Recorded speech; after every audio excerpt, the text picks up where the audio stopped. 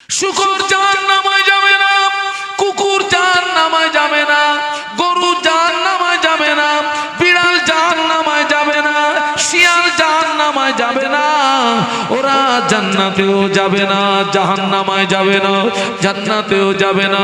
কিয়ামতের ময়দানে প্রাণীদের বিচার হবে। পৃথিবীর জমিনে একটা বড় গরু ছোট গরুকে গুতিয়েছিল, আল্লাহ কিয়ামতের ময়দানে ওই ছোটটার গায়ে শক্তি দিয়ে বলবে বড়টাকে গুতো, গুতনো শেষ হয়ে যাবে, ওই প্রাণী আল্লাহর হুকুমে মাটি হয়ে যাবে। শুকর মাটি হবে, কুকুর মাটি হবে, শুকর মাটি হবে, কুকুর মাটি হবে। শুকর জাহান্নামে যাবে না, কুকুর জাহান্নামে যাবে না। সৃষ্টির শ্রেষ্ঠ মানুষ একদল জাহান্নামে যাবে না, যাবে না। একটু ভাবুন, একটু ভাবুন, একটু ভাবুন, একটু ভাবুন। সোদ জাহান্নামে যাবে না। এই সৃষ্টির শ্রেষ্ঠ মানুষ একদল জাহান্নামে যাবে।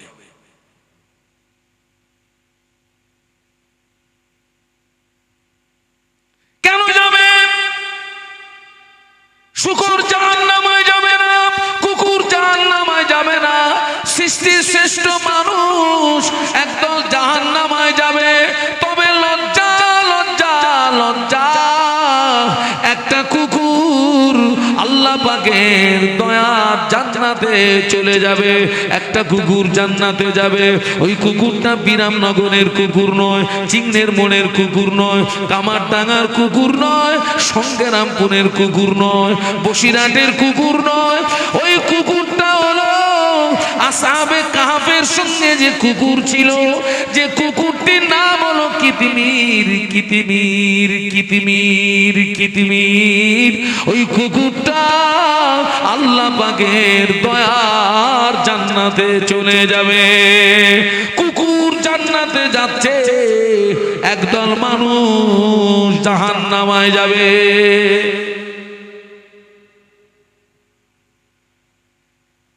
কুত্তা কোথায় যাচ্ছে? জান্নাতে।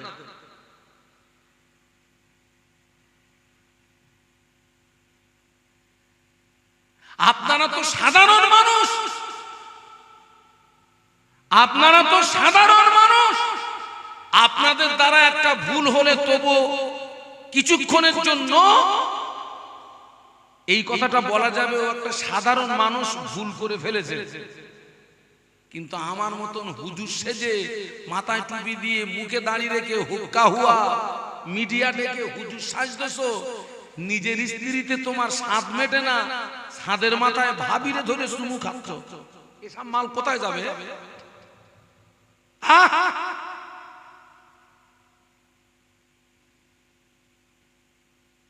কুকুর জাহান্নামে যাবে, কিন্তু একটা কুকুর জান্নাতে যাবে। ওই কুকুরটা হলো কিতমির, কিতমির, কিতমির, জান্নাতে চলে যাবে। একদল মানুষ জাহান্নামে যাবে। কিন্তু মনে প্রশ্ন জাগলো, হুজুর কিভাবে কুকুর, কুকুর কেন জান্নাতে যায়? ফার্সিতে একটা শের আছে, সহবাতে সলে তুরা সলে কুনাম, সহবাতে তলে তুরা তলে কুনাম। বাংলা মানে হলো সৎসঙ্গে স্বর্গবাস, অসৎসঙ্গে নরকে বাস, সৎসঙ্গে স্বর্গবাস, অসৎসঙ্গে নরকে বাস। বাবাজি, ওই কুকুরটা নিকৃষ্ট প্রাণী হওয়া সত্ত্বেও আল্লাহর ওলিদের সঙ্গে জীবন যাপন করার কারণে, আল্লাহর মাহবুব বান্দাদের সঙ্গে জীবন যাপন করার কারণে আল্লাহর ওলিরা জান্নাতে চলে যাবে। ওই কুকুরটা আল্লাহর ওলির সঙ্গী হয়ে যাবে। একটু বলুন সুবহানাল্লাহ।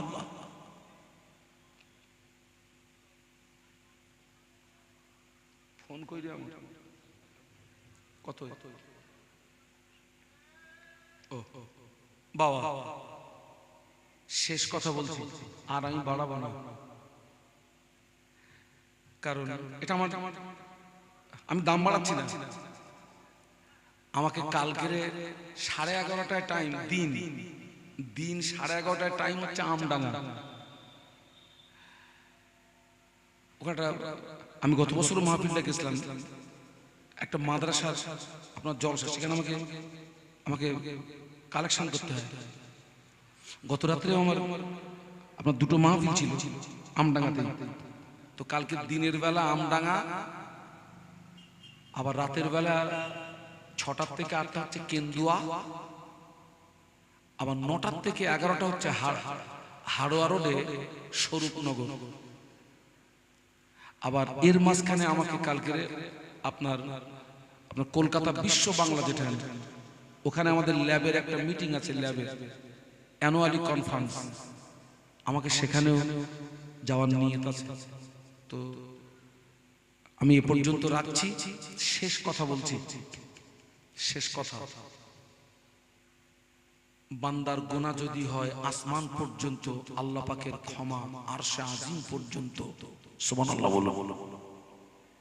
বান্দার গুনাহ যদি হয় আসমান পর্যন্ত, আল্লাহর ক্ষমা আরশে আজিম পর্যন্ত। বাবা আল্লাহ কোরআন শরীফের ভিতরে বলেছেন, ইয়া আইয়ুহাল্লাযীনা আমানু তুবু ইলাল্লাহি তাওবাতান নাসুহা। একটু সুবহানাল্লাহ বলুন না। আল্লাহ বললেন, হে বিশ্বের ইমানদার সম্প্রদায়, তোরা আমার কাছে খাঁটি তওবা কর। আল্লাহ কিন্তু চান না যে আমার বান্দা জাহান্নামে যায়। বান্দা জাহান্নামে যায় নিজ ইচ্ছায়। আল্লাহ চান না যে আমার বান্দা জাহান্নামে যায়। বান্দা জাহান্নামে যায় নিজের ইচ্ছায়। এখনো আমাদের জন্য তওবার দরজা খোলা না বন্ধ? খোলা আছে। ও ছেলেরা, তবে এই যে তওবার দরজাটা খোলা, এটা কিন্তু কালকে না, বলো আজকে রে। কারণ আগামীকাল সকালটা জীবিত অবস্থায় সকাল হবে এর কোনো গ্যারান্টি নেই। আমরা তো আপনার চোখের সামনে দেখতে পাচ্ছি, আমার এই বিরামনগরের কত মানুষ, আমার এই বিরামনগরের কত মানুষ, কত নারী, কত পুরুষ খাওয়া দাওয়া করে বিছানায় চলে গেছে, সকাল হয়েছে মৃত্যু অবস্থায়। কি বাবা, ঠিক বলছি না ভুল বলছি? ওটা আমারও হতে পারে না, পারে না। অতএব যেহেতু আমার দৃষ্টিতে ভুল ধরা পড়ে গেছে, আমি তওবা করব, ফিরে আসি। তওবার বাংলা মানে হচ্ছে প্রত্যাবর্তন করা, ফিরে আসি, তওবা করি, ফিরে আসি। এখন তো আমার জন্য আল্লাহ তওবার দরজা খুলে রেখেছেন, আল্লাহ তওবার দরজা খুলে রেখেছেন।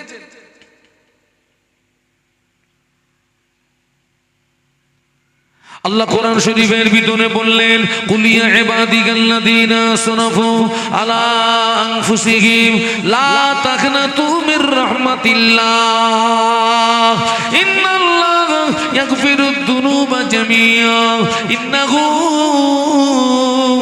হুয়াল গফুরুর রহিম।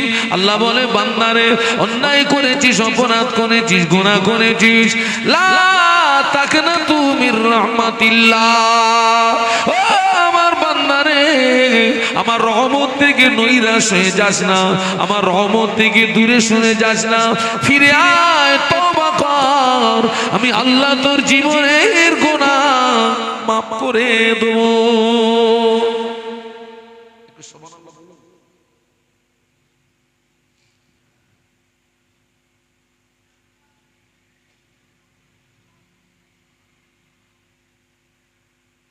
বিশ্বাস করুন, আমরা যা অন্যায় অপরাধ করি, আল্লাহ যদি অন্য নবীর উম্মাতদের মতো, অন্য নবীর উম্মাতরা অন্যায় অপরাধ করলে সেটা আল্লাহ জনসমক্ষে প্রকাশ করে দিতেন, কারো কারো দরজার গায়ে লেখা উঠতো, ইনি এই কেসের আসামি। সেই নিয়ম যদি চালু থাকতো, মাল সব ধরা পড়তো না, পড়তো না। কথা বলে না, হ্যাঁ, দেখা যাচ্ছে হুজুর সেজে এসেছে, দরজায় লেখা রয়েছে কোথা থেকে আইছিস।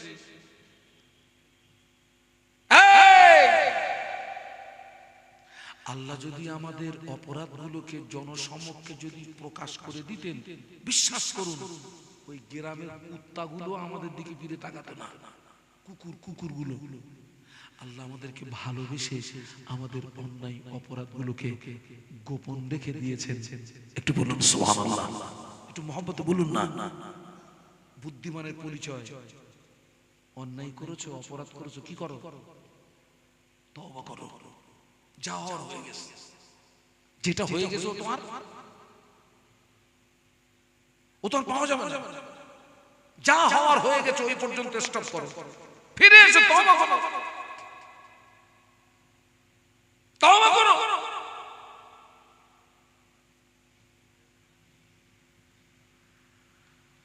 আল্লাহু আকবার।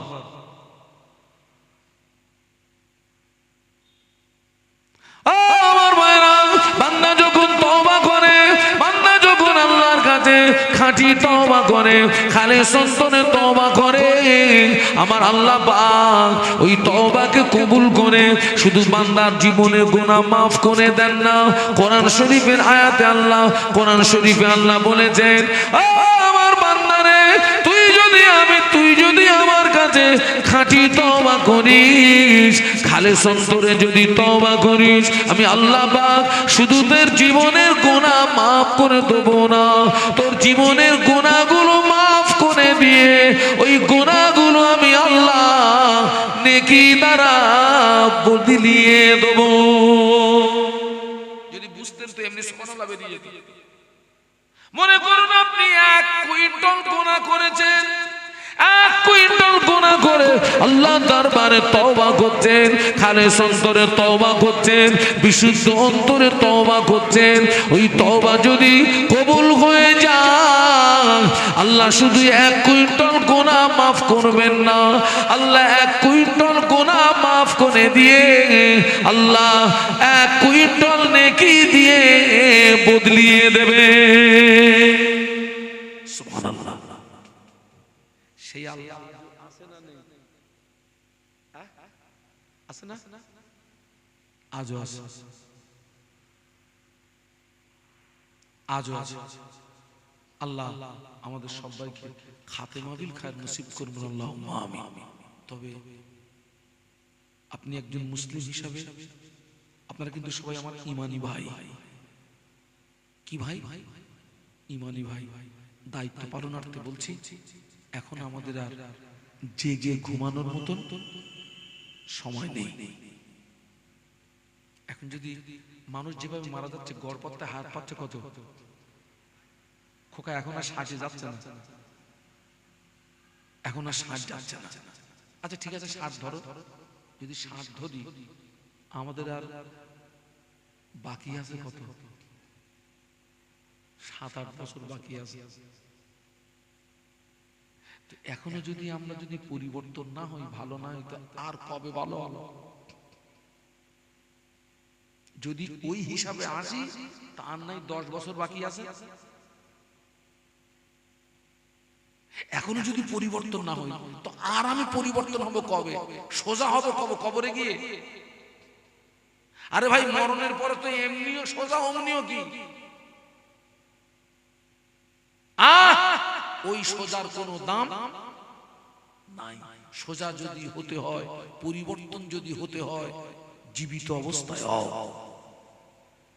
আল্লাহ পাকের রহমত হবে, আল্লাহ পাকের রহমত হবে। এই যে আজকে আমার ভাইরা, এই যে বিপ্লবী সংঘের আপনার পরিচালনায় এই যে আপনার মাহফিলটা হচ্ছে, অনেকটা পয়সা খরচ না? আরে কথা বলেন না কেন? এই যে প্যান্ডেল, এই যে লাইট মাইক, আলেমদের নজরানা, ওদিকে তাবাররুক, আমার শ্বশুর কোথায়, আমের শ্বশুর কোথায়, সব মিলিয়ে খবর নিয়ে দেখেন ভালো টাকার একটা বাজেট আছে। আর আল্লাহ যদি হায়াতে রাখে, আগামীকাল সব বাড়ি সব কুটুম আসবে না? আসবে না? কথা বলেন। কালকে শেষের দিন না? 14 গোষ্ঠীর কুটুম আসবে তো কাল। আগে কত গোষ্ঠী? 14 গোষ্ঠীর কুটুম কাল সব আসবে। তো এই বিরামনগরে আমার, এটা হচ্ছে গাজীপাড়া তো নাকি? এখন আপনি মনে করুন আপনার গাজীপাড়ায় 200টা বাড়ি আছে। সাপোজ যদি প্রত্যেকটা বাড়িতে 1000 টাকা করে খরচ হয়, কত যাবে? 2 লাখ। তবে ওরা যা ফুরন টানবে, তা তো 1000 টাকায় কুলবে বলে মনে হয় না। 2 লাখ গেল ওদিকে, আর এই যে টোটাল আপনার 2 দিন না 3 দিনের মাহফিল মনে হয়, 2 দিন, আপনি এখানে ধরুন 2 লাখ, এই 4 লাখ টাকা আমার এই গ্রাম থেকে খরচ হচ্ছে। আমি শাহনুর আলমের কথাটা মাথায় রাখেন, এই 4 লক্ষ টাকা খরচ করা সার্থক হবে যদি এই মাহফিল হওয়ার পরে একজন ব্যক্তি যদি এখান থেকে মনের পরিবর্তন হয়ে বাড়ি যেতে পারে। কিসের পরিবর্তন? মনের পরিবর্তন। সে বলেছিলাম না, বাহ্যিক পরিবর্তনের কোনো দাম নেই, পরিবর্তন হতে গেলে মনের পরিবর্তন, মনের পরিবর্তন, মনের পরিবর্তন। বদরের যুদ্ধে মুসলমানের সংখ্যা ছিল কম, ওরা ছিল বেশি, কিন্তু কম বলে তারা সেই সাহাবীরা কি আপনার ঘাবড়ে গেছিলেন? না, আমরা সংখ্যায় কম বলে আমরাও একটু যারাই আছি একটু আওয়াজ দিয়ে বলি আল্লাহু আকবার। আল্লাহ নবী বললেন যে তোমরা ততক্ষণ পর্যন্ত পূর্ণাঙ্গ মুসলমান হতে পারবে না যতক্ষণ না পর্যন্ত তোমার পিতা, তোমার সন্তান এবং সমস্ত মানুষ অপেক্ষা আমি রাসূল আমাকে না ভালোবাসবে।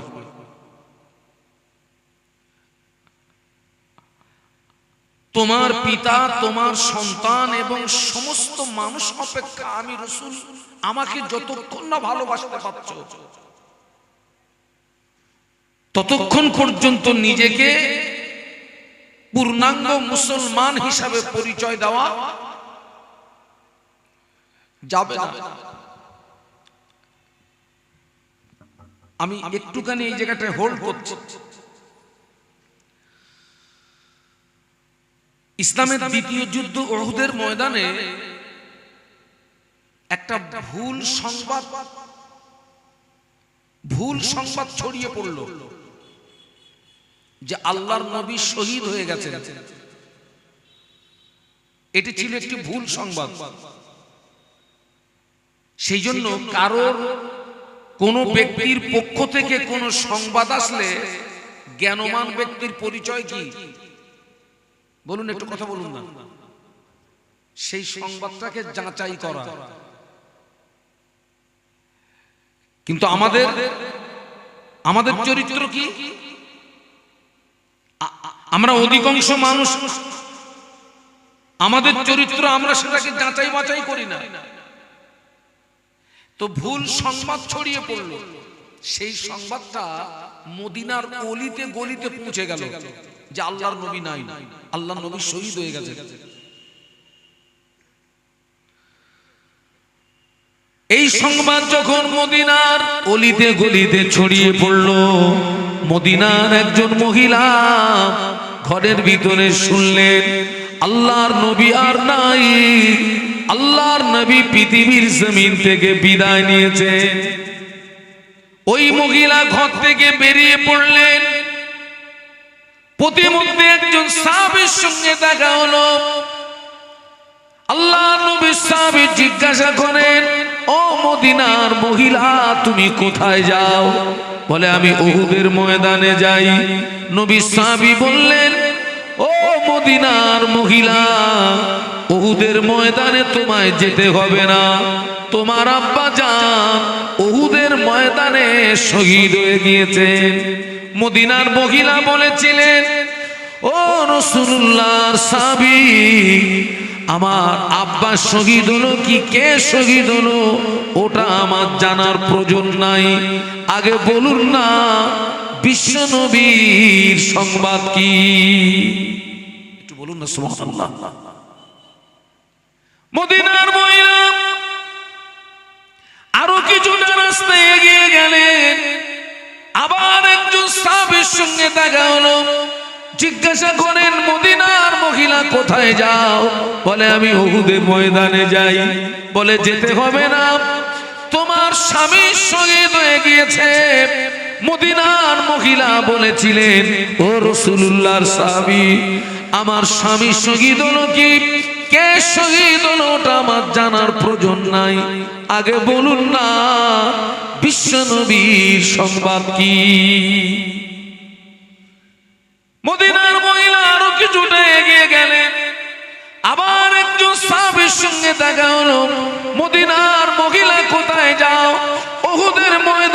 যাই। আল্লাহ নবী সাহাবী বললেন যেতে হবে না, যুদ্ধের ময়দানে তোমার দুইটি সন্তান শহীদ হয়ে গিয়েছে। মদিনার মহিলা বলেছিলেন, ও রাসূলুল্লাহ সাহাবী, আমার সন্তান শহীদ হলো কি কে শহীদ হলো ওটা আমার জানার প্রয়োজন নাই, আগে বলুন না বিশ্বনবীর সংবাদ কি। একটু বলুন না সুবহানাল্লাহ, একটু মহব্বতে বলুন। মদিনার মহিলা উহুদের ময়দান পর্যন্ত পৌঁছে গেলেন, গিয়ে দেখেন সাহাবীরা নবীকে ঘিরে দাঁড়িয়ে আছে। সুবহানাল্লাহ, সাহাবীরা নবীকে ঘিরে দাঁড়িয়ে আছেন। মদিনার মহিলা বিশ্ব নবীর নিকটস্থ হয়ে আল্লাহর নবীকে সালাম দিয়ে বলেছিলেন, ইয়া রাসূলুল্লাহ, আমার আব্বা মরা শোক, আমার স্বামী মরা শোক, দুইটি সন্তান মরা শোক অন্তর থেকে ধুয়ে মুছে সাফ হয়ে গিয়েছে। আপনি আল্লাহর নবী জীবিত আছেন, এটা হলো মুসলমানের জীবনের বড় সান্ত্বনা। একটু সুবহানাল্লাহ বলুন। আপনাদেরকে একটি কথা বলি,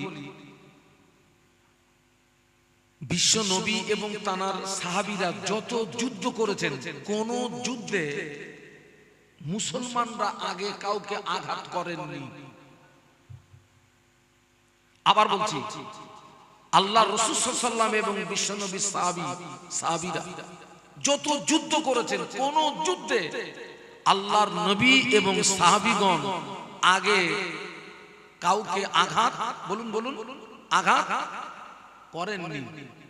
ওনারা আঘাত পাওয়ার পরে প্রতিহত করেছেন, আক্রান্ত হওয়ার পরে ওনারা প্রতিহত করেছেন। বদরের ময়দানে আবু জাহল 1000 সৈন্য নিয়ে নেমে পড়ল। আবু জাহল হুঙ্কার দিচ্ছে, মদিনা উড়িয়ে দেব, মদিনা উড়িয়ে দেব, দিন মিটিয়ে দেব, মুহাম্মদকে মিটিয়ে দেব। 1000 সশস্ত্র বাহিনী নিয়ে আবু জাহল হুঙ্কার দিচ্ছে, মদিনা উড়িয়ে দেব, দিন মিটিয়ে দেব, মুহাম্মদকে মিটিয়ে দেব। এই হুঙ্কার যখন দিচ্ছে, আল্লাহ পাক বিশ্ব নবীকে ডাকলেন।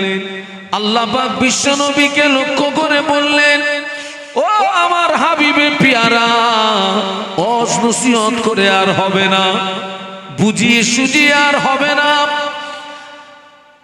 ওয়াজ নসিহত করে আর হবে না, বুঝিয়ে সুঝিয়ে আর হবে না।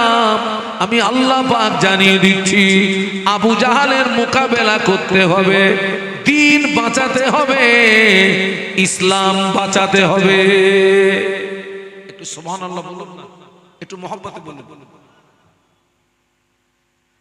আবু জাহালের মোকাবেলা করতে হবে।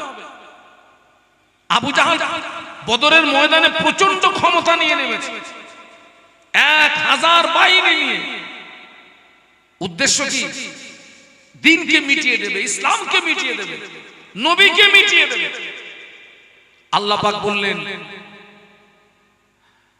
আল্লাহ পাক আমাদের নবীকে লক্ষ্য করে বললেন, আবু জাহালের মোকাবেলা করতে হবে, দিন বাঁচাতে হবে, ইসলাম বাঁচাতে হবে। কিন্তু বিশ্ব নবী যে বদরের ময়দানে যাবেন, একা যাবেন না। আল্লাহর নবী যে সাহাবীদেরকে নিয়ে যাবেন, সেই সাহাবীরা সবেমাত্র মক্কা থেকে হিজরত করে মদিনাতে এসেছেন। আমার দিকে তাকান, যাদেরকে নিয়ে রাসূলুল্লাহ বদরের ময়দানে আবু জাহালের আপনার মোকাবেলা করবেন, তানারা সবেমাত্র মক্কা থেকে হিজরত করে মদিনাতে এসেছেন। ঘর হারা, ভিটে হারা, বাপ হারা, মা হারা, সন্তান হারা। স্বাভাবিকভাবে তানারা মানসিক দিক দিয়ে খুব দুর্বল, মানসিক দিক দিয়ে খুব দুর্বল। আল্লাহর নবী হযরত মুহাম্মদ সাল্লাল্লাহু আলাইহি ওয়াসাল্লাম খুব টেনশনে পড়ে গেলেন। বিশ্ব নবী খুব চিন্তাযুক্ত হয়ে গেলেন যে আমি এখন এদেরকে কি করে বলি যে আমার সঙ্গে বদরের ময়দানে যেতে হবে, আবু জাহালের মোকাবেলা করতে হবে, লড়াই করতে হবে, জীবন দিতে হবে, দিন বাঁচাতে হবে। এরা তো সবেমাত্র মক্কা থেকে হিজরত করে মদিনাতে এসেছে, বাপ হারা, মা হারা, সন্তান হারা, ভিটে হারা। এরা যদি আমাকে রেখে চলে যায়, এরা যদি আমাকে রেখে পালিয়ে যায়, ইসলাম তো এ পর্যন্ত কবর হয়ে যাবে, ইসলাম তো এ পর্যন্ত সমাপ্ত হয়ে যাবে। আল্লাহ নবী খুব খুব খুব আপনার দুশ্চিন্তার ভিতরে পড়ে গেলেন। আল্লাহ নবী হযরত মুহাম্মদ সাল্লাল্লাহু আলাইহি ওয়াসাল্লাম চিন্তা করছেন, ওরা যদি আমাকে বলে ওই মুসা নবীর উম্মতের মতো যে তুমি আর তোমার আল্লাহ গিয়ে যুদ্ধ করো। মুসা আলাইহিস সালামের উম্মতরা বলেছিলেন, যাও তুমি আর তোমার আল্লাহ গিয়ে কি করো, যুদ্ধ করো। বিশ্বনবী খুব টেনশনে পড়ে গেলেন, এরা যদি মুসা নবীর উম্মতের মতো আমাকে জবাব দেয় যে যাও তুমি আর তোমার আল্লাহ গিয়ে যুদ্ধ করো, ইসলাম তো এই পর্যন্ত শেষ, ইসলাম তো এই পর্যন্ত কবর হয়ে যাবে। কিন্তু বাবা, আমাদের নবী ভালোবাসা আর সাহাবীদের নবী ভালোবাসা দুটো এক নাকি? বলেন না। নবী পাকের একজন সাহাবী আল্লাহ নবীকে জিজ্ঞাসা করেছিলেন, ইয়া রাসূলুল্লাহ, হাবিবাল্লাহ, মাতা সা, হুজুর কিয়ামত কবে হবে? একজন সাহাবী নবীকে জিজ্ঞাসা করছেন, ইয়া রাসূলুল্লাহ, আপনি বলুন না কিয়ামত কবে হবে? আল্লাহ নবী ওই সাহাবীকে ঘুরিয়ে জিজ্ঞাসা করেছিলেন, ও বাবা সাহাবী, তুমি কিয়ামতের সংবাদ দিচ্ছ, কিয়ামতের খবর নিচ্ছ, কিয়ামতের জন্য কি অর্জন করেছো বলো, কিয়ামতের জন্য কি সঞ্চয় করেছো বলো। ওই সাহাবী জবাব দিয়েছিলেন, ইয়া রাসূলুল্লাহ, হাবিবাল্লাহ, আমি কিয়ামতের জন্য কিছুই সঞ্চয় করতে পারিনি, আমি কিয়ামতের জন্য কিছুই অর্জন করতে পারিনি, তবে আমি আল্লাহ আল্লাহর রাসূলকে ভালোবেসেছি। একটু বলুন না সুবহানাল্লাহ। আমি কিয়ামতের জন্য কিছু অর্জন করতে পারিনি, কিছুই আমার নেই, তবে আমি আল্লাহ আল্লাহর রাসূলকে ভালোবেসেছি। আল্লাহর নবী এই দুশ্চিন্তার পরেও সাহাবীদেরকে ডাকলেন। আল্লাহ নবী সাহাবীদের ডেকে বললেন, ও আমার সাহাবীরা, আল্লাহ পাক আমাকে আদেশ করেছেন বদরের ময়দানে যেতে হবে, আবু জাহালের মোকাবেলা করতে হবে, লড়াই করতে হবে, জীবন দিতে হবে, দিন বাঁচাতে হবে। এ ব্যাপারে তোমাদের মতামতটা তোমরা তোমাদের নবীকে জানিয়ে দাও, এ ব্যাপারে তোমরা তোমাদের চিন্তা ভাবনাটা তোমরা তোমাদের নবীকে জানিয়ে দাও। বলো তোমাদের চিন্তা ভাবনা কি, বলো তোমাদের মতামতটা কি, বলো। এখন আমার সঙ্গে বদরের ময়দানে যেতে হবে, আবু জাহালের মোকাবেলা করতে হবে, লড়াই করতে হবে, জীবন দিতে হবে, কি বাঁচাতে হবে বলুন, দিন বাঁচাতে হবে। সাহাবীরা জবাব দিয়েছিলেন, ইয়া রাসূলুল্লাহ, হাবিবাল্লাহ, হুজুর আপনি ঘাবড়াবেন না, হুজুর আপনি ভয় পাবেন না, হুজুর আপনি ঘাবড়াবেন না, হুজুর আপনি ভয় পাবেন না, হুজুর আপনি আমাদের নিয়ে চলুন, আমরা আপনার সামনে, আপনার পিছনে, আপনার ডায়ে, আপনার বাঁয়ে সর্বক্ষণ আপনার সঙ্গী হয়ে থাকবো। একটু বলুন না সুবহানাল্লাহ। হুজুর আপনি আমাদেরকে নিয়ে চলুন, ময়দানে চলুন। জি হুজুর, আপনি ঘাবড়াবেন না, ভয় পাবেন না, আপনি টেনশন নেবেন না, আমরা আপনার সামনে, আপনার পিছনে, আপনার ডায়ে, আপনার বাঁয়ে সর্বক্ষণ আমরা আপনার সঙ্গী হয়ে রইলাম। একটু বলুন সুবহানাল্লাহ। সাহাবীদের এই উক্তিটা শুনে বিশ্বনবীর নূরের চেহারা দিয়ে একটা হাসির ঝলক ফুটে উঠল। একটু বলুন না সুবহানাল্লাহ। সাহাবীদের ঈমান। এ বাবা একটু মানে উষ্ণ গরম পানি একটু দেখাতে হয় কি, আমি একটু খাবো, উষ্ণ গরম পানি একটু দরুদ শরীফ আল্লাহুম্মা মোহব্বতে পড়ি না, মোহব্বতে পড়ি। আল্লাহুম্মা সাল্লি আলা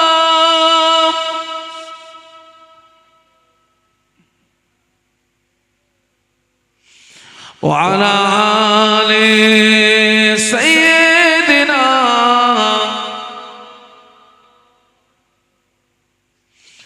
हुब्बे अहमद अजलगी सीने में गए मैं हूँ मेरा दिल मदीने में गए अल्लाहुम्मा जोरे जोरे पढ़ेन ना सल्ले आला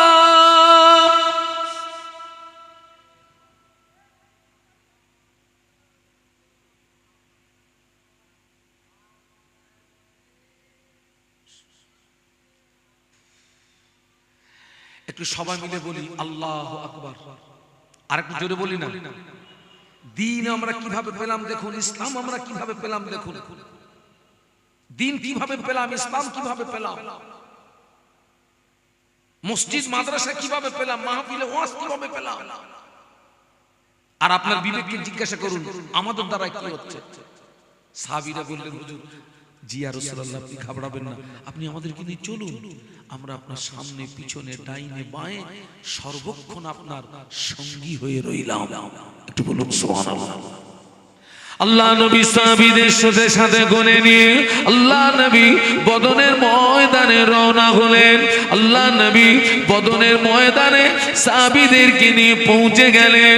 বদরের ময়দানে সাহাবীরা তাবু গাড়লেন। বদরের ময়দানে আল্লাহ নবী সাহাবীরা তাবু গাড়লেন। আল্লাহ নবী একটি তাবুর ভিতরে প্রবেশ করলেন। আল্লাহ নবী একটি তাবুর ভিতরে প্রবেশ করে আল্লাহ পাকের জমিনে সিজদায় চলে গেলেন। আল্লাহ পাকের জমিনে সিজদায় গিয়ে কাঁদছেন, আল্লাহ পাক, আল্লাহ পাক তুমি যদি চাও এই পৃথিবীর জমিনে তোমাকে আল্লাহ বলে ডাকুক, তুমি যদি চাও এই পৃথিবীর জমিনে তোমার নামে সব জিকির হোক, আল্লাহ পাক তুমি যদি চাও ইসলামকে বাঁচিয়ে রাখবে, দ্বীনকে বাঁচিয়ে রাখবে, আল্লাহ আমি দোয়া চাই এই বদরের ময়দানে তুমি আমাদের উপরে সাহায্য করো, আসমান থেকে তুমি সাহায্য করো। আল্লাহ পাক তুমি যদি চাও তোমার দ্বীনকে মিটিয়ে দেবে, ইসলামকে মিটিয়ে দেবে, তামাম পৃথিবীর জমিনে তোমাকে আল্লাহ বলে ডাকার মতো আর কেউ থাকবে না। এটা যদি তুমি চাও আল্লাহ তাহলে বদরের ময়দানে তুমি আমাদেরকে শহীদ করে দাও। তুমি যদি চাও তোমার দ্বীনকে বাঁচিয়ে রাখবে, তোমার ইসলামকে বাঁচিয়ে রাখবে, তুমি যদি চাও তোমার নামে সব জিকির হোক, তাহলে এই বদরের ময়দানে আসমান থেকে তুমি আমাদের উপরে কি করো বলুন না, কথা বলুন না, সাহায্য করো। আর তুমি যদি চাও যে এই পৃথিবীর জমিনে তোমাকে ডাকার মতো আর কেউ থাকবে না, আল্লাহ তুমি যদি চাও তোমার দ্বীনকে মিটিয়ে দেবে, ইসলামকে মিটিয়ে দেবে, তাহলে এই বদরের ময়দানে তুমি আমাদেরকে শহীদ করে দাও। আল্লাহ নবী কাঁদতে কাঁদতে দোয়া করেছিলেন, আল্লাহ পাক এই বদরের ময়দানে মুসলমানরা যদি ঘেরে যায় তোমাকে আল্লাহ বলে ডাকার মতো আর কেউ থাকবে না। আল্লাহ এই বদরের ময়দানে মুসলমানরা যদি ঘেরে যায় এই পৃথিবীর জমিনে দ্বীন ইসলাম বলে কিছু থাকবে না। কাঁদছেন কাঁদছেন কাঁদছেন, দ্বীনকে বাঁচানোর জন্য কাঁদছেন, ইসলামকে বাঁচানোর জন্য নবী বদরের ময়দানে সিজদায় পড়ে কাঁদছেন। একটু সুবহানাল্লাহ বলো, একটু মহব্বতে বলো। দ্বীনকে বাঁচানোর জন্য, ইসলামকে বাঁচানোর জন্য বদরের ময়দানে তাবুর ভিতরে সিজদায় পড়ে বিশ্বনবী কাঁদছেন। এত কাঁদছেন হযরত আবু বকর সিদ্দিক রাদিয়াল্লাহু আনহু গুটি গুটি পায় ওই গুহার আপনার ওই তাবুর ভিতরে প্রবেশ করলেন।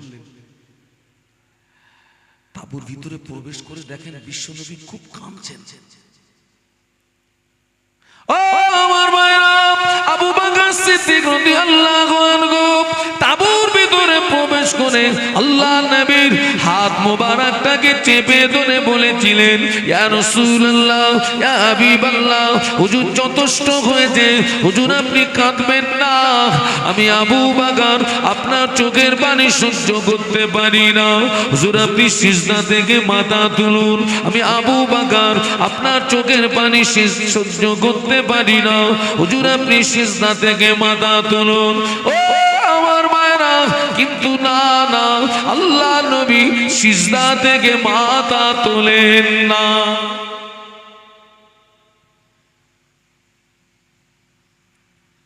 আমার দিকে তাকান। দিনকে বাঁচানোর জন্য, ইসলামকে বাঁচানোর জন্য আল্লাহ নবী বদরের ময়দানে ওই তাঁবুর ভিতরে সিজদায় পড়ে এত কেঁদেছিলেন, চোখের পানিতে ওই সিজদার জায়গাটা ভিজে গিয়ে ওই বদরের ধুলি বালুগুলো রাসূলুল্লাহর চেহারায় জমাট বেঁধে গিয়েছিল। একটু সুবহানাল্লাহ বলতে পারলেন না? একটু মহব্বতে বলতে পারলেন না? এত কেঁদেছিলেন বদরের ময়দানে। হযরত আবু বকর সিদ্দিক রাদিয়াল্লাহু আনহু খুব অনুরোধ করলেন, হুজুর আপনি কাঁদবেন না, যথেষ্ট হয়েছে, আপনি সিজদা থেকে মাথা তুলুন। আমি আপনার কান্না আমি সহ্য করতে পারছি না ইয়া রাসূলুল্লাহ, আমি আপনার চোখের পানি দেখতে পাচ্ছি না ইয়া রাসূলুল্লাহ, আপনি সিজদা থেকে মাথা তুলুন না।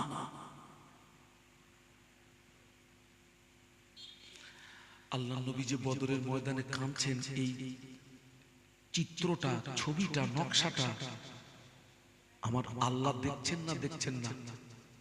আর একটু কথা বলুন না, আল্লাহ দেখছেন তো? নবীর চোখের পানি সারা পৃথিবীর মানুষ সহ্য করতে পারলেও বিশ্ব নবীর চোখের পানি আল্লাহ সহ্য করতে বলুন পারেন না। मूसा अलैहिस्सलाम, ईसा अलैहिस्सलाम, नूह अलैहिस्सलाम, दाऊद अलैहिस्सलाम, लूत अलैहिस्सलाम, আমার ভাইরা, আল্লাহ যে কাজে রাজি, হযরত নবী ইব্রাহিম খলিলুল্লাহ ওই কাজে রাজি, আল্লাহ যে কাজে রাজি, হযরত নূহ আলাইহিসসালাম ওই কাজে রাজি, আল্লাহ যে কাজে রাজি, দাউদ আলাইহিসসালাম ওই কাজে রাজি, আল্লাহ যে কাজে রাজি, লূত আলাইহিসসালাম ওই কাজে রাজি। আমার ভাইরা, কিন্তু না না, আমাদের নবী যে কাজে রাজি, স্বয়ং আল্লাহ ওই কাজে রাজি। একটু বলুন না সুবহানাল্লাহ। নবী যে কাজে রাজি, কে রাজি?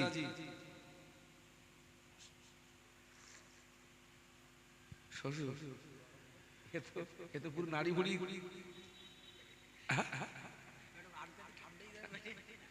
আর একটুখানি ঠান্ডা করে দরুদ শরীফ, আল্লাহুম্মা।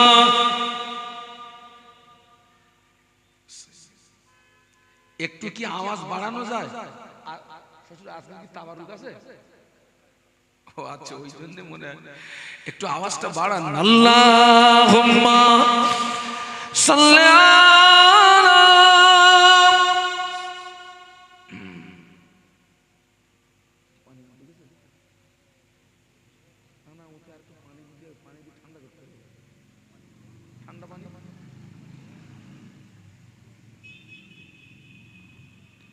मेरे आंखों के पुतली में जलवा मोहम्मद का, मेरे दिल के आईने में नक्शा है मोहम्मद का। कोई जन्नत में जाएगा, कोई दोज़ख में पहुंचेगा, मदीने की तरफ दौड़ा दीवाना मोहम्मद का। अल्लाहुम्मा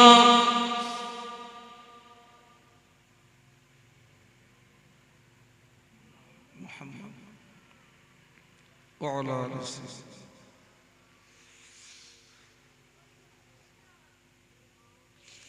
সবাই মিলে একটু বলি আল্লাহু আকবার, আর একটু জোরে। আজকে আমার আপনার প্রথম মাহফিল ছিল মালঞ্চ ব্রিজ, চৈতল ব্রিজ, একদম ওই আপনার চৈতল ব্রিজের নিচে 6টা থেকে 8টা। তো আল্লাহ পাকের সামনে ফুল প্যান্ডেল, একদম প্যাকটা, একদম সন্ধ্যাবেলা 6টা থেকে 8টা। আল্লাহু আকবার। যাক, হযরত ইব্রাহিম খলিলুল্লাহ, নূহ আলাইহিস সালাম, মুসা আলাইহিস সালাম, ঈসা আলাইহিস সালাম, দাউদ আলাইহিস সালাম, লূত আলাইহিস সালাম, আল্লাহ যে কাজে রাজি ওনারা সেই কাজে রাজি।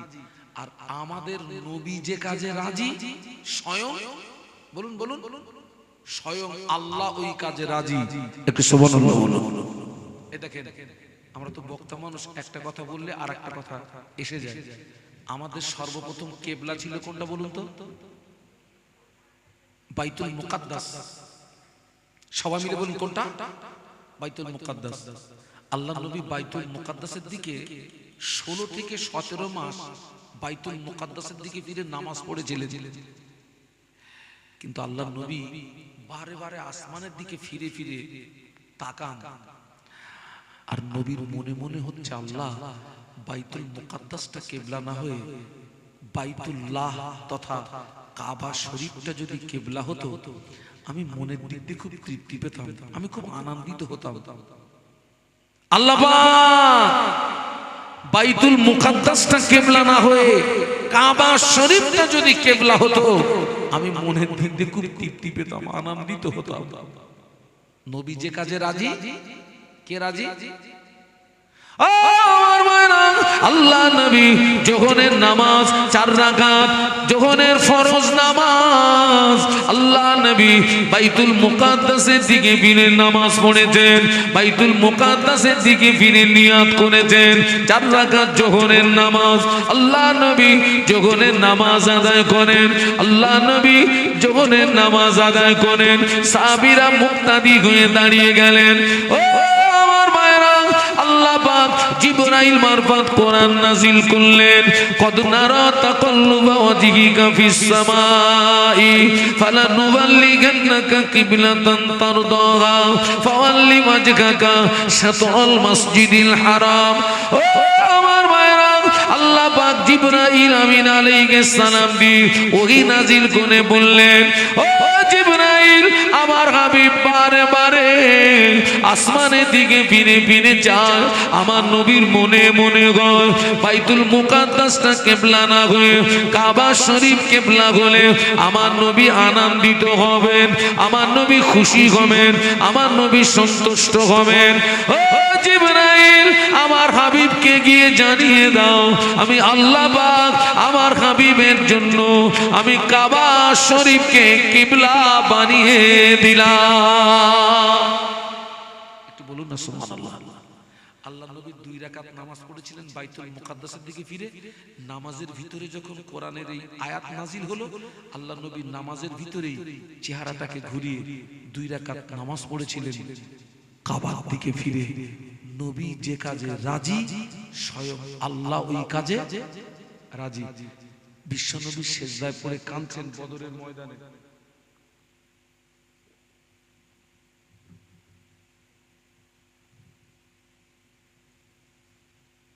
আলহামদুলিল্লাহ,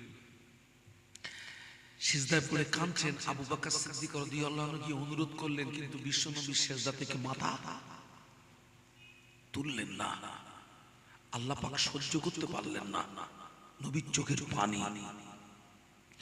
আল্লাহ পাক জিবরাইলকে পাঠিয়ে দিলেন, ও জিবরাইল, আমার হাবিবের কাছে চলে যাও, বদরের ময়দানে চলে যাও।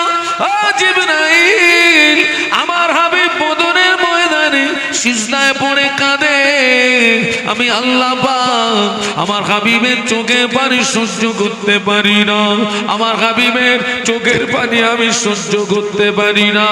ও জিবরাইল, আমার হাবিবকে গিয়ে জানিয়ে দাও আমি আল্লাহ পাক আমার হাবিবকে বদরের ময়দানে একা ছেড়ে দিই না, বরং আমি আল্লাহ আমার হাবিবের সঙ্গেই আছি।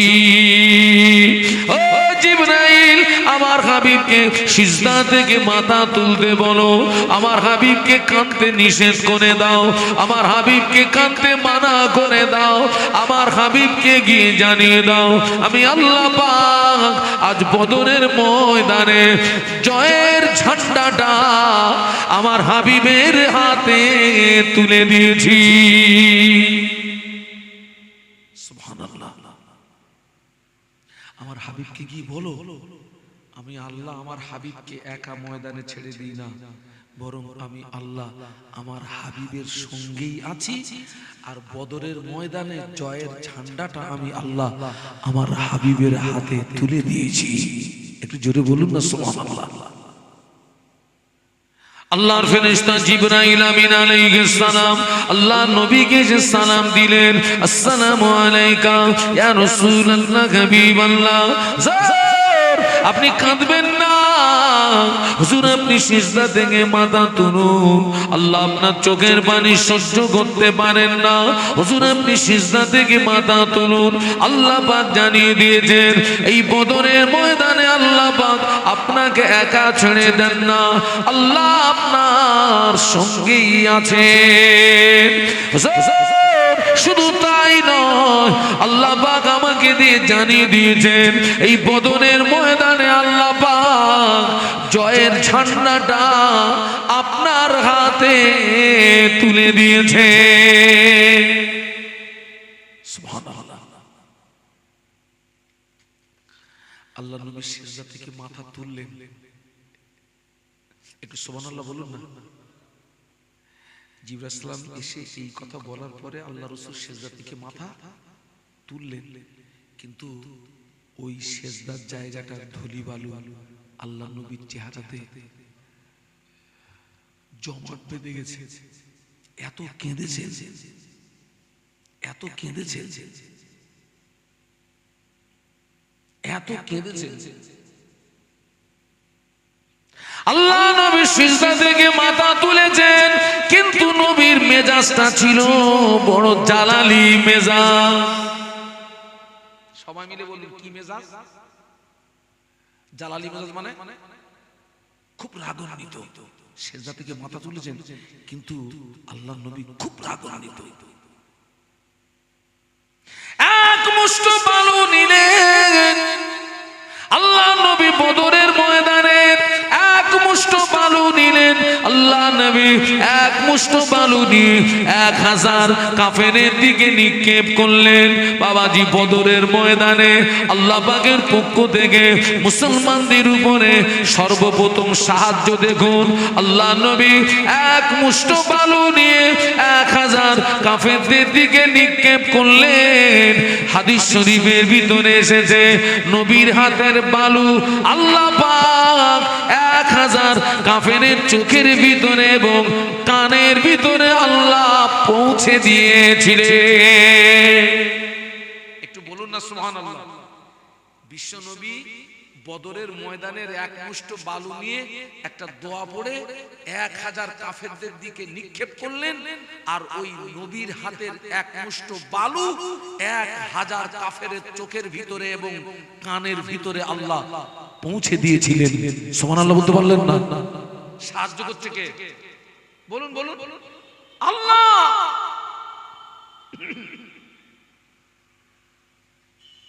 বদরের ময়দানে 2 নম্বর সাহায্য আল্লাহ মুসলমানদের উপরে কিভাবে সাহায্য করছে দেখুন।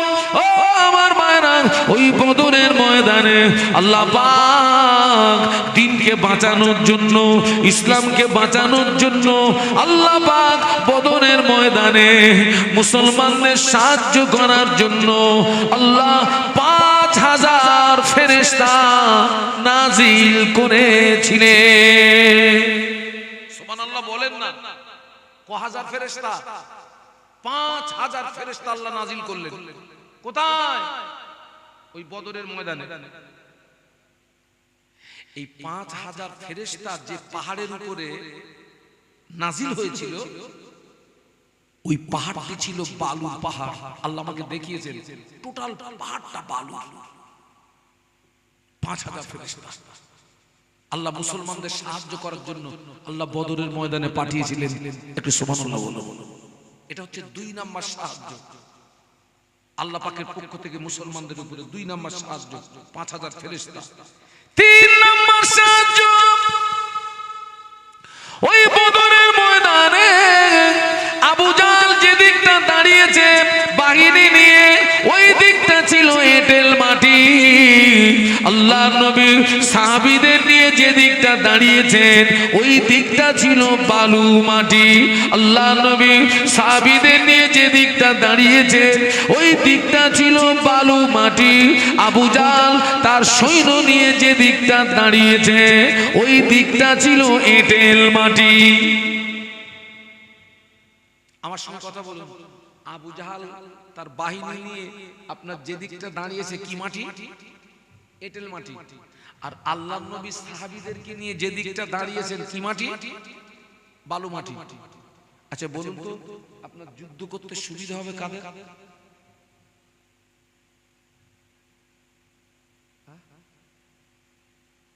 বালি মাটি। এ বাবা ঠিক বলেছে না ভুল বলেছে? না, আল্লাহ নবী সাহাবীদের নিয়ে যে দিকটা দাঁড়িয়েছেন বালু মাটি।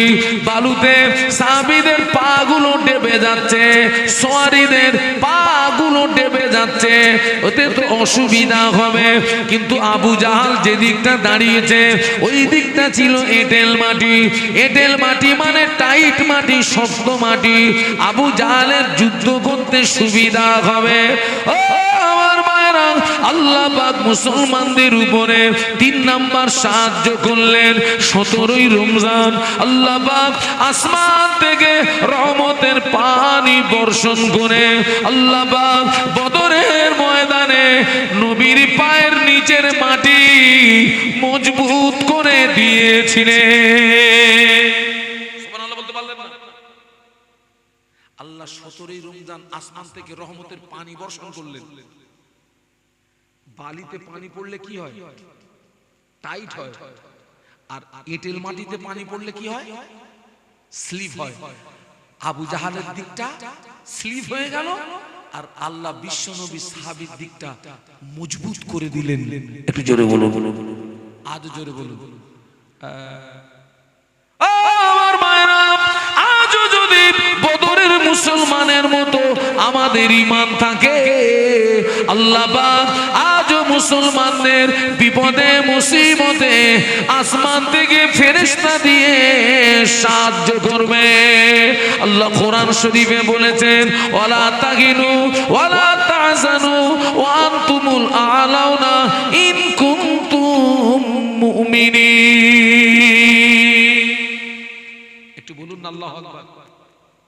বিশ্বাস করুন, আজও যদি বদরের মুসলমানের মতো আমাদের ঈমান থাকে, আজও আল্লাহ মুসলমানদের বিপদে মুসিবতে কি করবে? ফেরেশতা দিয়ে সাহায্য করবে। কিন্তু সেই ঈমান আমাদের নাই, সেই ঈমান আমাদের নেই। আমাদের ঈমান দুর্বল।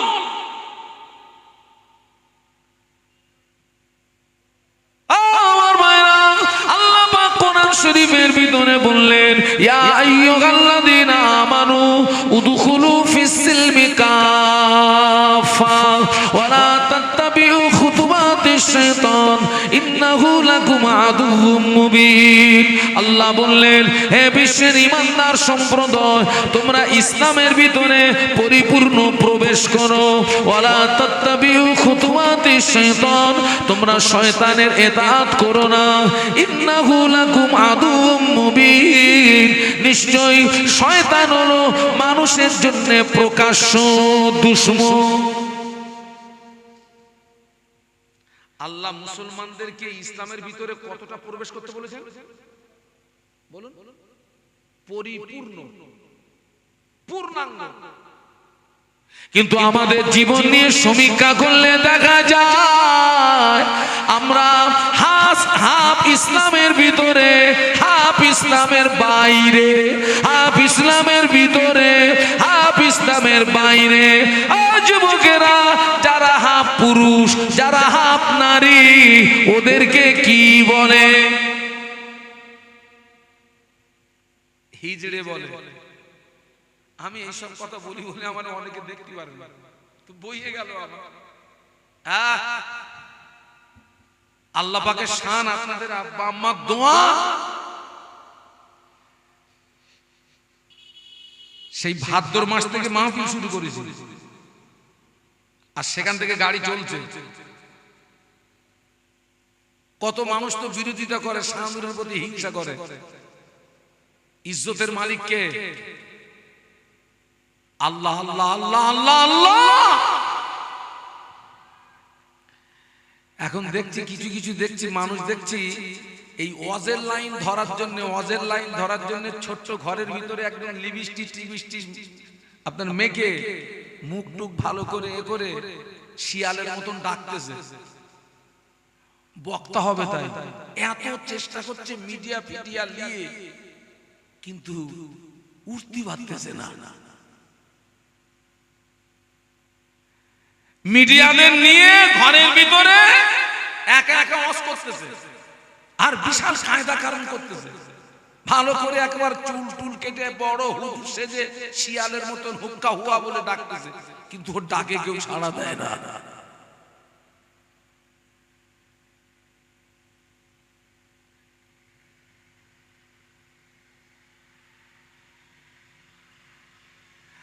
আল্লাহ আমাদেরকে ইসলামের ভিতরে পরিপূর্ণ, আল্লাহ আমাদেরকে প্রবেশ করার কথা বলেছেন।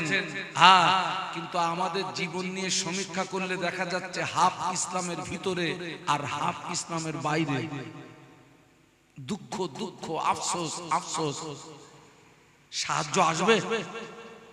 বলুন না, সাহায্য আসবে? আজকে কিভাবে মুসলমানরা মার খাচ্ছে? আপনারা যারা আপনার মোবাইলের সঙ্গে সম্পর্ক, সংবাদের সঙ্গে সম্পর্ক ইউটিউব দেখেন, আজকের মুসলমানদের কিভাবে মারা হচ্ছে। বাংলাদেশে আমার একজন অমুসলিম ভাই, তাকে একদল মানুষ পিটিয়ে মেরে দিয়ে আগুনে পুড়িয়ে মারল।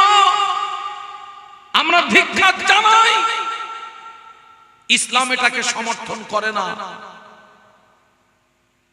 ধিক্কার জানাই। কিন্তু আজকের সেই ব্যাপারটা নিয়ে আমার ভারতের মাটিতে যারা লাফাচ্ছে, আমি তাদেরকে বলছি, আমার ভাইকে যখন পিটিয়ে মারা হলো, আমার বোনকে যখন পিটিয়ে মারা হলো,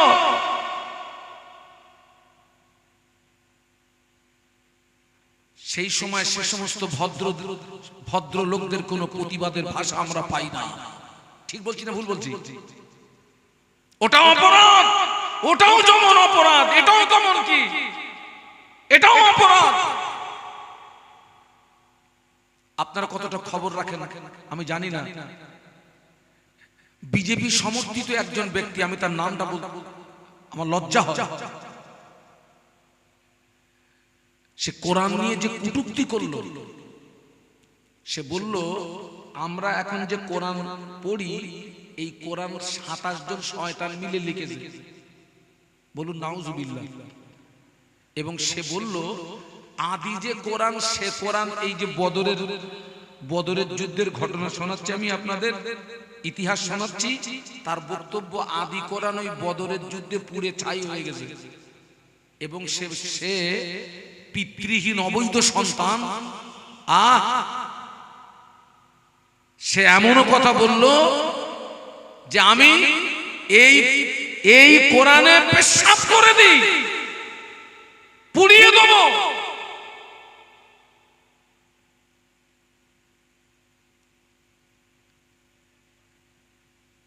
আজকের এক শ্রেণীর মানুষ এই উক্তিটাকে নিয়ে তারা বাহাবা দিচ্ছে। তারা বাবা দিচ্ছে। আজকের নবীকে নিয়ে অপমান করা হয়, কোরআনকে নিয়ে অপমান করা হয়, মসজিদকে অপমান করা হয়, মাদ্রাসাকে অপমান করা হয়, নারীর পর্দাকে নিয়ে অপমান করা হয়। আমরা কোন জায়গাতে আছি? কোন দেশে বাস করছি আমরা?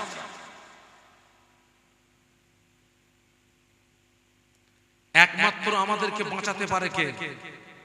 সবাই মিলে বলুন। সেই আল্লাহর বক্তব্য, ওয়ালা তাহিনু ওয়ালা তাহজানু ওয়া আনতুমুল আ'লাউনা ইন কুনতুম মুমিনিন। আমাদেরকে মুমিন হতে হবে।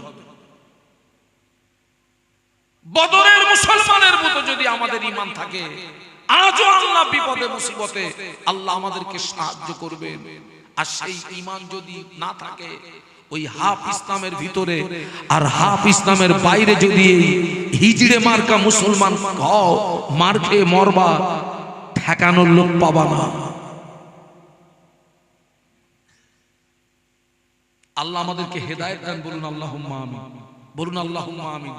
যে ব্যক্তি কোরআন নিয়ে আপনার কটূক্তি করলো, আমি আজকের আসতে আসতে ওই চৈচলের মাহফিল থেকে আসতে আসতে আমি দেখছিলাম আমার মুর্শিদাবাদের একজন ভাই সেই ব্যক্তিকে ফোন করলো, এবং সে ব্যক্তি কিন্তু চ্যালেঞ্জ করেছে যে এটা আদি কোরআন না।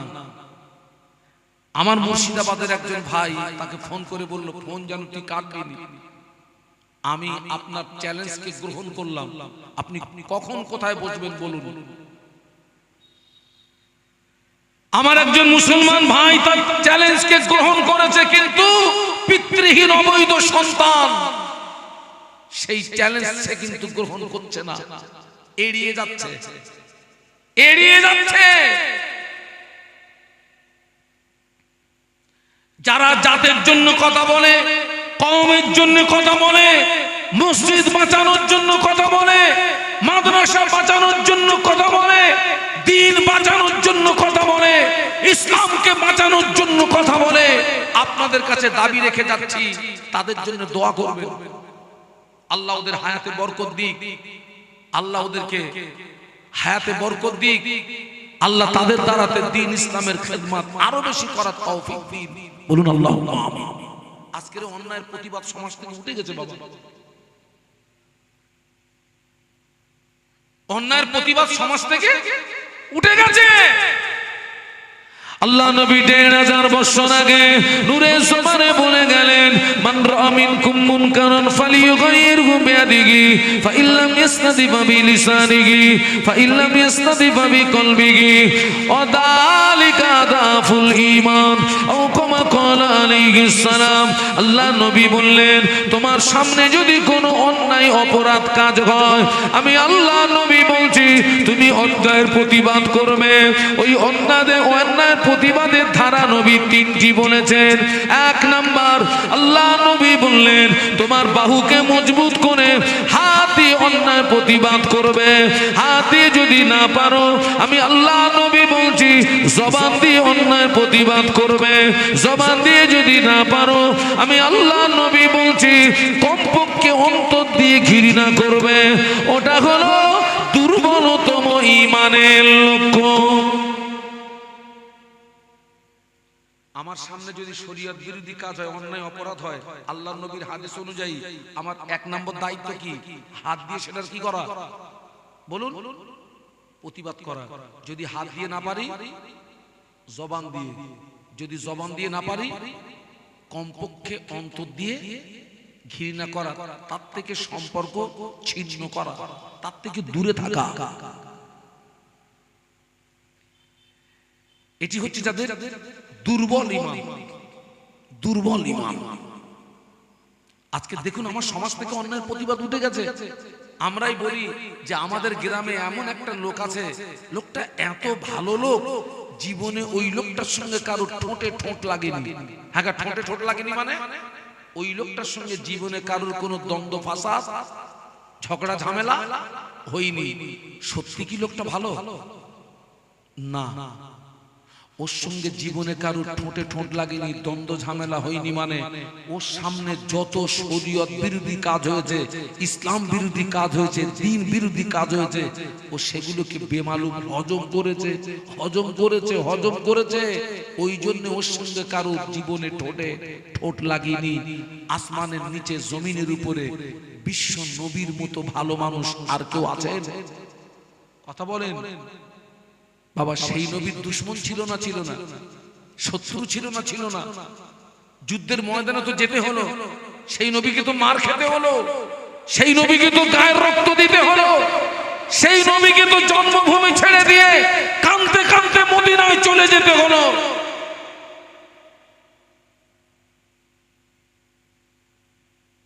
সেই ঈমান আমাদের নেই। 20 বছর, 30 বছর, 40 বছর আগে অধিকাংশ মসজিদ ছিল কাঁচা, মুসল্লিদের ঈমান ছিল পাকা। 20 বছর, 30 বছর, 40 বছর আগে অধিকাংশ মসজিদ ছিল কাঁচা, মুসল্লিদের ঈমান ছিল পাকা। আর এখন অধিকাংশ মসজিদ শান শওকাত হয়ে গিয়েছে, মুসল্লিদের ঈমান দুর্বল হয়ে গিয়েছে। আমার ফুরফুরা শরীফের মুজাদ্দিদুজ্জামান দাদা হুজুর পীর কিবলা রহমাতুল্লাহ আলাইহি মাটির মসজিদে আল্লাহকে ডেকে ডেকে ডেকে ডেকে আল্লাহর ওলি হয়ে গেলেন, মুজাদ্দিদিয়াতের লাকাব পেয়ে গেলেন। আর আমরা মসজিদে এসি লাগিয়ে আল্লাহ পাওয়া যায় না। মসজিদ তো সব শান শওকাত হয়ে গেছে। এখন তো মসজিদ নামাজ পড়াচ্ছে ঘুমুলি ভালো হয়, এত সুন্দর কারুকার্য করা, এসি এসি দিয়ে ওর মধ্যে শুধু ঢুকে ঘুমো। সব ওলট পালট হয়ে গেছে, সব ওলট পালট হয়ে গেছে। আল্লাহ বললেন, তোমরা হে ঈমানদার সম্প্রদায়, তোমরা ইসলামের ভিতরে পরিপূর্ণ প্রবেশ করো। সুবহানাল্লাহ। আল্লাহ পাক কোরআন শরীফের ভিতরে বললেন, ইন্নাল্লাহা আশতারা মিনাল মুমিনিনা আনফুসাহুম ওয়া আমওয়ালাহুম বিআন্না লাহুমুল জান্নাহ।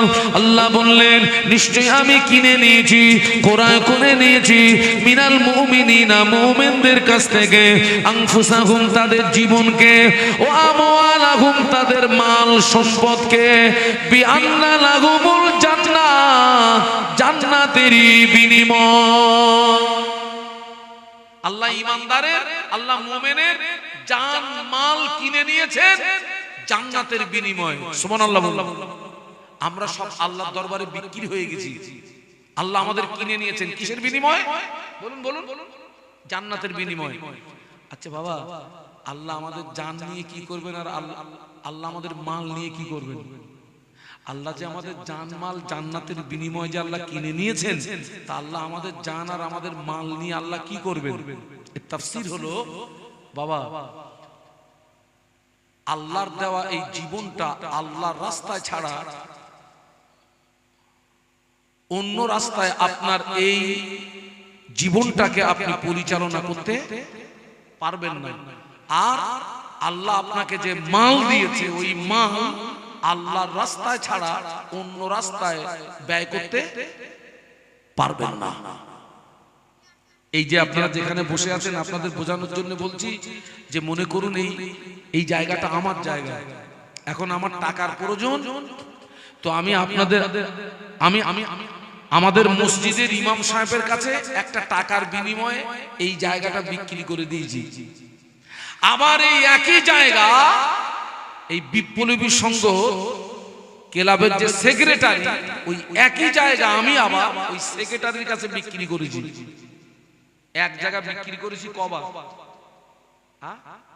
দুবার। আমি কি কারোর সঙ্গে চিটিংবাজি করেছি বলে মনে হয়? কার সঙ্গে চিটিংবাজি করেছি বলুন তো? ওই মসজিদের ইমাম সাহেবের সঙ্গে চিটিংবাজি করেছি, যেহেতু জায়গাটা আগে বিক্রি করেছি, তার কাছে আবার সেই মাল আমি আর এক জায়গায় বিক্রি করলাম। তো আমাদের এই জান মালটা আল্লাহ কিনে নিয়েছেন জান্নাতের বিনিময়ে। আবার সেই জীবনটা বিক্রি করছি ইবলিসের কাছে। তাহলে এখানে অঙ্ক দাঁড়াচ্ছে কি, আমরা বান্দা হিসাবে চিটিংবাজি করতেছি কার সঙ্গে? আল্লাহর সঙ্গে। সাহস তো কম না।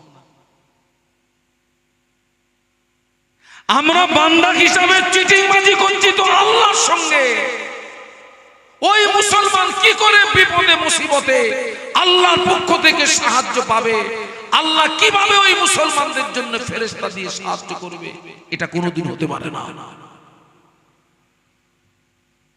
বিশ্বাস করুন, সামনের দিনগুলো আরো ভয়াবহ দিন আসছে। যদি এখনো সংযত না হই, এখনো যদি ভালো না হয়, এখনো যদি পরিবর্তন না হয়, আমার কথা লিখে রেখে দেন। আমি শাহানুর আলম বলছি, আগামী দিনগুলো অত্যন্ত ভয়াবহ দিন। আগামী দিনগুলো অত্যন্ত অন্ধকার অন্ধকার অন্ধকার অন্ধকার।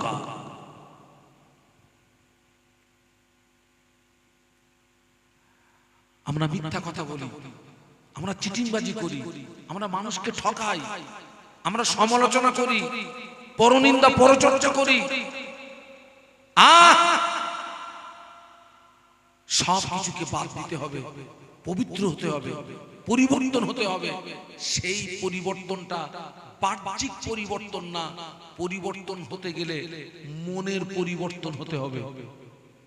একটা মানুষ মাথায় টুপি, মুখে দাড়ি, গায়ে পাঞ্জাবি, মসজিদে যাচ্ছে, নামাজ পড়ছে, কিন্তু লোকটার মনের ভিতরে শয়তানি আছে।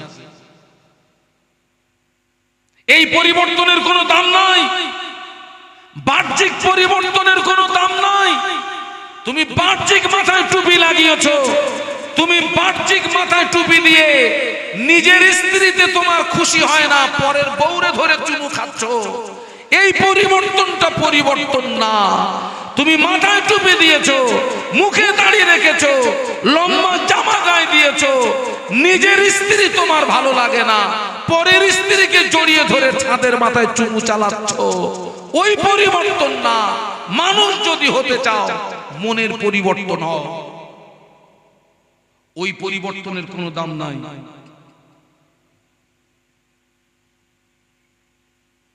ঠিক বলছি না ভুল বলছি? মাথায় টুপি দিয়েছো, মুখে দাঁড়িয়ে রেখেছো, মসজিদে যাচ্ছ, নামাজ পড়তেছো, মনে তোমার শয়তানি এখনো ঠিক হয়নি। কোনো দাম নাই। আল্লাহ হেদায়েত দেন, বলুন আল্লাহুম্মা আমিন, বলুন আল্লাহুম্মা আমিন, বলুন আল্লাহুম্মা আমিন।